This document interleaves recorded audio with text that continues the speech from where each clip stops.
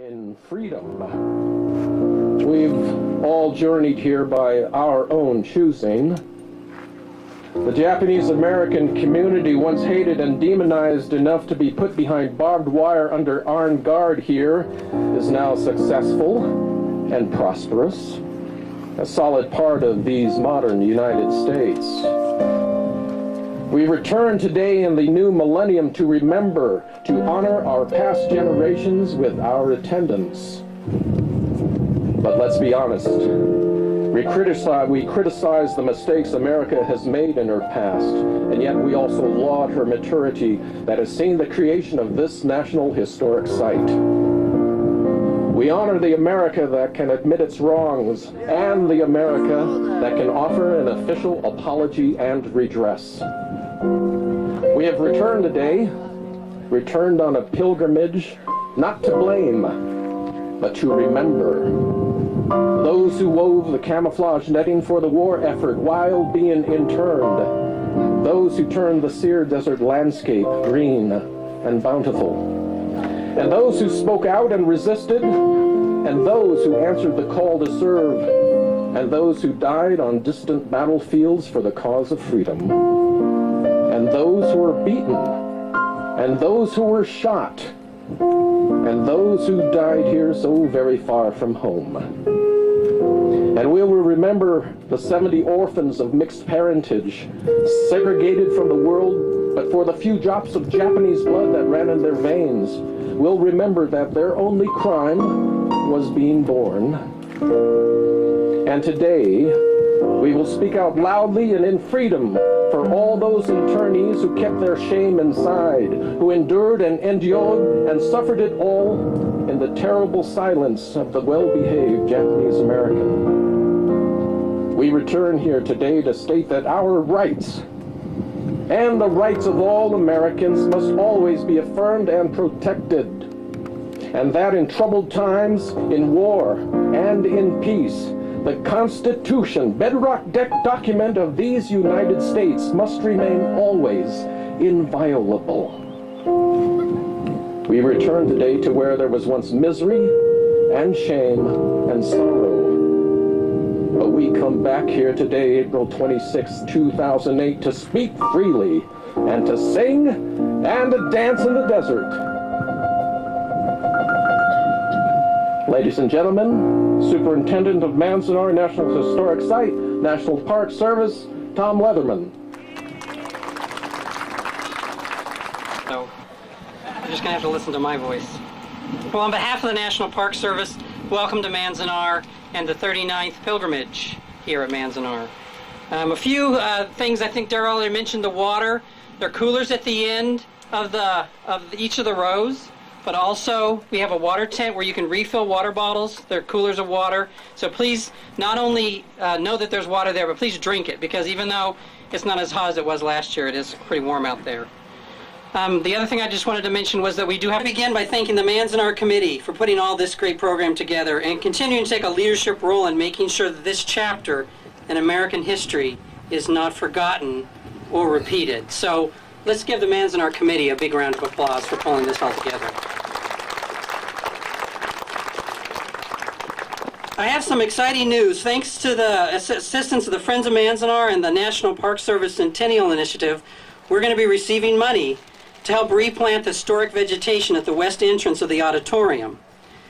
In 2016, the National Park Service will be 100 years old. Last year, the President and the Secretary of the Interior initiated a new program in the National Park Service with funding that's designed to ready the parks for the centennial in 2016. The hope is that by this time, we've raised the level of protection, preservation, education, interpretation, and professionalism in the National Park Service when the 100th birthday arrives. This is just the first in what we hope are 8 years worth of funding for projects and programs. Our next project here that we proposed at Manzanar is reconstruction of the barracks and the demonstration block, which we're really excited about.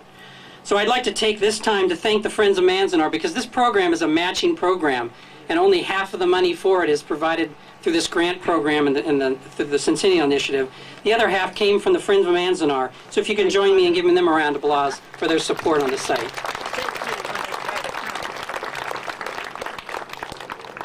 Both the Manzanar Committee and the Friends of Manzanar, and many of you, continue to be involved in what's happening here at Manzanar. It is these connections that help keep these issues alive in our minds. The staff here at Manzanar National Historic Site continues to develop new and compelling ways to preserve the remaining resources in the site and to spread the message about Manzanar. And I just wanted to highlight a few of those programs that we have. First, we're continuing to collect oral histories, and we're successful at receiving additional money through the National Park Service for doing this effort. I encourage you to sign up if you haven't, or if you know someone who's willing to share their stories, please encourage them to contact us. You can sign up for these things over at the information booth. After many years of effort, our education curriculum is finally finished and for sale at the Interpretive Center through the Manzanar History Association, our partner on that. Pulling this all together has been an amazing effort by the staff, the Manzanar History Association, and again, many of you made this possible, and also through funds from the California Civil Liberties Public Education Program. Please join me in congratulating the staff here and for everyone for having this curriculum available to educate our youth of today.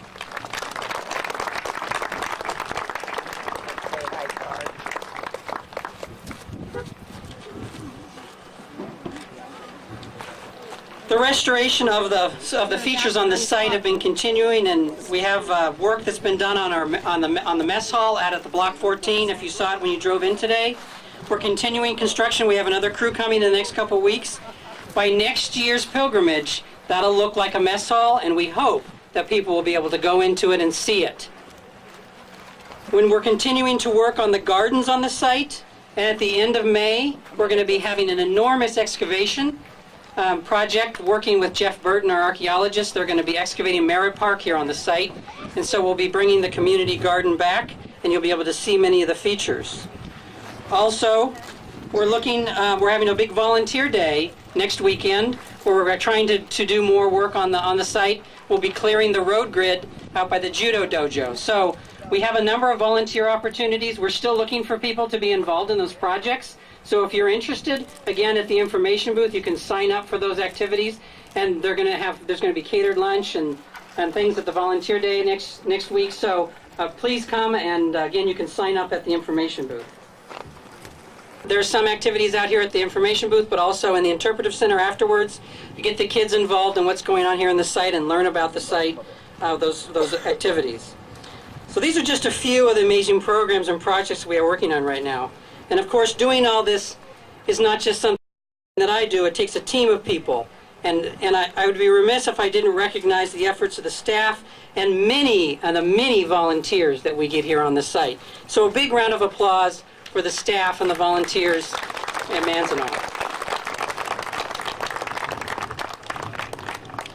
I don't think that I've worked with a more dedicated group of people anywhere, and I'm honored to have the opportunity to continue these efforts to help keep Manzanar in all of our minds.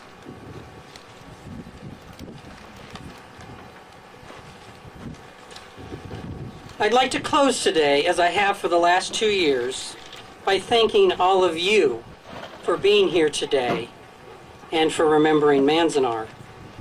Only through these interactions can we continue the legacy and let people know the importance of the issues that Manzanar represents, so that something like this will never happen again. Tom Leatherman, Superintendent. Thank you, Tom.